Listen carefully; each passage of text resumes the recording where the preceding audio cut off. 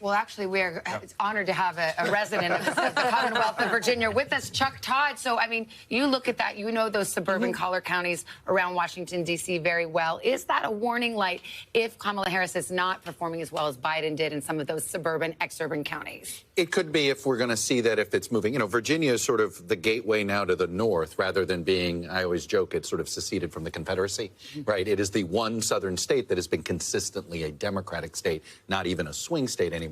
So if that is consistent, yes. One thing I've learned, though, with the Northern Virginia vote, you may have 95% of the vote in. That 5% can account for a lot more uncounted vote than people realize. So, and there is a sense. So that's a wait and see. Look, the bigger thing that I've taken away so far is we've been in the middle of a political realignment for a decade. And every one of these presidential elections, we're like, hey, look at this.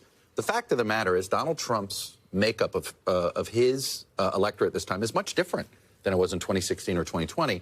And I think we're seeing it both break on ethnicity and geographically.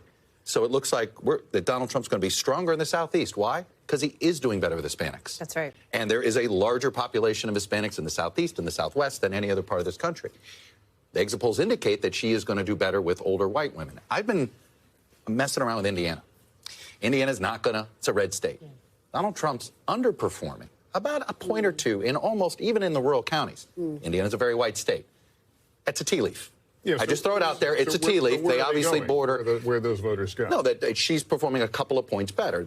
So clearly there are some older whites, and we could really see this country divided by regions where she's stronger in the north because she's improving with white voters, and he's stronger in the South because he's improving with voters of color, in particular Hispanic voters. We're not seeing as much evidence among African-American voters, but definitely Hispanic voters. It's not just Florida.